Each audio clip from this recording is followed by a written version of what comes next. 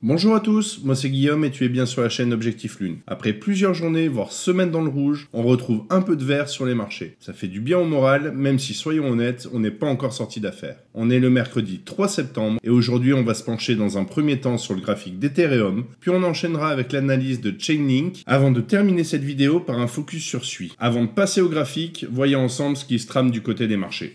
3 fois par semaine, tu as la possibilité de voter pour le token que j'analyserai dans mes prochaines vidéos, directement dans le canal Objectif Lune dont tu as le lien en description. Donc si tu veux participer, laisse-moi en commentaire de cette vidéo le nom du token que tu aimerais voir la prochaine fois. On peut voir que le Bitcoin s'échange actuellement aux alentours des 110 640 $, en légère hausse de 0,43% sur les dernières 24 heures. Ethereum recule de 2,2% pour s'échanger à 4 295 $. Solana est en nette progression de 2,65% et s'échange à 208 $. XRP, quant à lui, est un peu plus timide puisqu'il progresse de 0,45% à 2,81 $. Et on peut voir que le WLFI, le token lancé par la famille Trump, prend une claque depuis son lancement. Il recule de 7,17% et s'échange à 22 centimes. Maintenant qu'on a fait le tour du marché, allons voir ce que nous réserve ETH. Pour le moment, nous sommes toujours dans une tendance baissière. Nous pouvons voir ici que notre RSI compresse. Notre pivot baissier est toujours sous pression, mais il n'est pas encore cassé. Nos targets basses pour le moment n'ont pas bougé. On est toujours sur la zone des 4018 et des 3618, avec une zone de best price sur les 3842 et les 3771. Et nous pouvons voir que nous avons une légère corrélation avec le retracement de Fibonacci de l'ensemble du mouvement initié depuis le 3 août sur les 4163 et les 3975. Donc c'est la zone des 0,5 et des 0,618 de Fibonacci. Pour repartir à la hausse, il faudrait que notre RSI ici vienne casser notre dernier plus haut et qu'on clôture au-dessus de cette zone-là. On manque encore de données pour le moment, donc passons en H4 pour voir si nous arrivons à trouver le chemin. Pour rappel, en H4, chaque bougie représente 4 heures de cotation. Donc on le voit bien par rapport à l'analyse que je vous ai faite la semaine dernière, le RSI pour le moment n'arrive toujours pas à s'extirper vers le haut.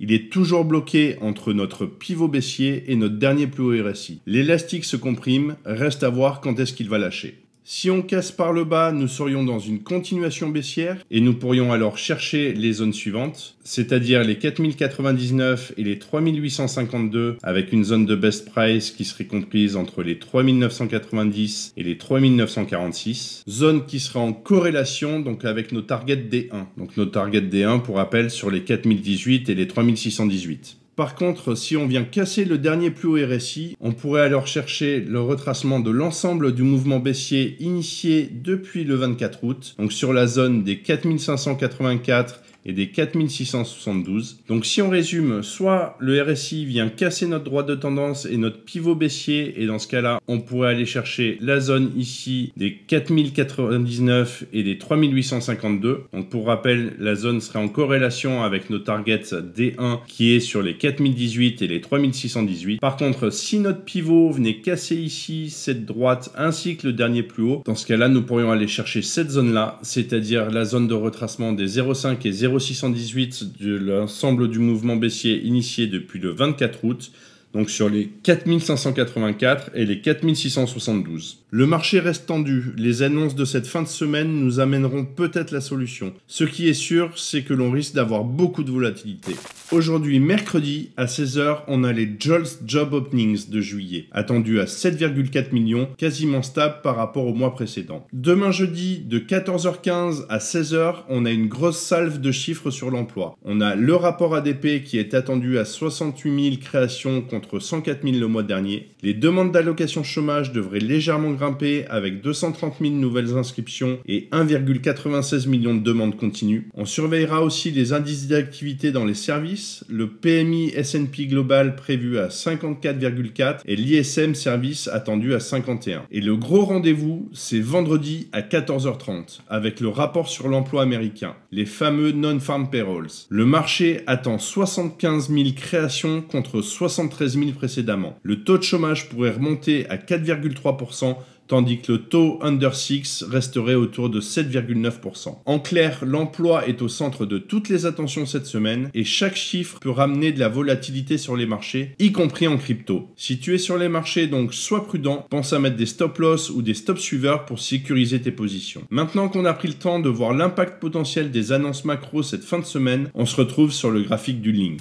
Donc on peut voir que nous sommes venus chercher les targets sur les 29 808 et les 24 322 avec une zone de best price qui était définie sur les 26 737 et les 27 713. On est venu chercher juste ici le haut de la zone de best price. À l'heure actuelle, si on regarde au niveau du RSI, notre droite de tendance pour le moment ainsi que notre dernier plus bas RSI sont conservés. Si toutefois nous venions à casser notre dernier plus bas RSI, dans ce cas-là nous serions sur une continuation baissière et nous pourrions aller chercher les targets qui se situent sur les 21 038 et les 17 960 avec une zone de best price sur les 19 683 et les 19 136. Mais allons voir ce que nous réserve le H4. Donc nous pouvons voir que nous sommes bloqués dans un range ici entre les 26 018 et les 22 081 qu'on retrouve également au niveau de notre RSI entre le pivot baissier et le pivot haussier. Que si toutefois nous venions casser par le bas ici au niveau du RSI, nous irions chercher les zones des 20 871 et des 18 901 avec une zone de best price sur les 20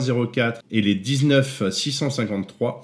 Donc zone qui est en corrélation avec nos targets en D1. Par contre, si c'est notre pivot haussier qui vient lui à céder, dans ce cas-là, on pourrait se projeter sur les targets suivantes, c'est-à-dire le retracement de l'ensemble du mouvement baissier initié depuis le 22 août, donc sur la zone des 0,5 et 0,618 de Fibonacci, c'est-à-dire les 25 027 et les 25 708. Donc si on résume, soit on vient casser notre pivot baissier ici et dans ce cas-là, on aurait une continuation baissière et nous pourrions aller chercher les targets H4 qui sont en corrélation avec les targets D1, donc sur les 20 871 et les 18 901. Soit on vient casser notre pivot haussier et dans ce cas-là, on pourrait se projeter comme ceci sur la zone de retracement des 0,5 et 0,618 de Fibonacci. Si tu aimes ce type de contenu et que ce n'est pas encore fait, pense à liker, à t'abonner à la chaîne et à activer la cloche pour ne rien manquer de mes prochaines vidéos. Je te laisse tous les liens utiles juste en dessous dans la description. Et maintenant qu'on a fait le point sur Link, on va terminer cette vidéo avec le graphique du SUI. On peut voir que notre pivot baissier a bien été cassé. Juste ici, mais que nous ne sommes pas encore venus tout à fait chercher les targets. Vous voyez, on s'est arrêté juste avant. À cet instant, un dernier plus bas est tout à fait possible. On attendra de voir si c'est un dernier plus bas avec une divergence, ce qui nous permettrait de valider un changement de tendance. Si par contre le RSI vient casser ici notre dernier plus bas RSI pour le coup, nous serions alors sur une continuation baissière et nous allons passer sur le H4 pour voir ce qu'il nous raconte. Nous pouvons voir que nous avons cassé le pivot baissier ici, mais pas franchement. Vous voyez, on est juste passé en dessous et on est reparti à la hausse. Et que depuis ce pic ici au 1er septembre, nous avons un début de divergence qui s'est installé. Ce n'est pas encore suffisamment significatif pour parler d'un changement de momentum. Pour cela, il faudrait qu'on vienne casser dans un premier temps notre droite de tendance. Donc le RSI passe au-dessus de la droite de tendance et qu'on vienne casser le pivot haussier. À cet instant, il est tout à fait possible d'aller chercher un dernier plus bas dans les zones définies ici sur les 2,9722 et les 2,4298 avec une zone de best price sur les 2,7335 et les 2,6369. Par contre, si on vient casser notre dernier plus haut, on pourrait dans un premier temps aller chercher les zones sur les 3,7724 et sur les 3,6459, donc sur cette zone-là. Donc si on résume, si on casse notre pivot baissier, concrètement, on pourrait aller chercher les targets sur les 2,9722 et les 2,4298. Si par contre on casse notre pivot baissier, on pourrait aller chercher les targets ici sur la zone des 3,7724 et des 3,6459. Voilà, je pense qu'on a fait le tour pour aujourd'hui. Si on résume, on est à la croisée des chemins. Les annonces macroéconomiques de cette fin de semaine nous donneront, je pense, une vision plus claire et nous permettront d'avoir une direction plus franche. On se retrouve vendredi pour une nouvelle vidéo d'analyse. On ira voir ce qui se passe sur le sol. D'ici là, je te souhaite une bonne fin de semaine et comme toujours, prends soin de toi et tes cryptos. Ciao!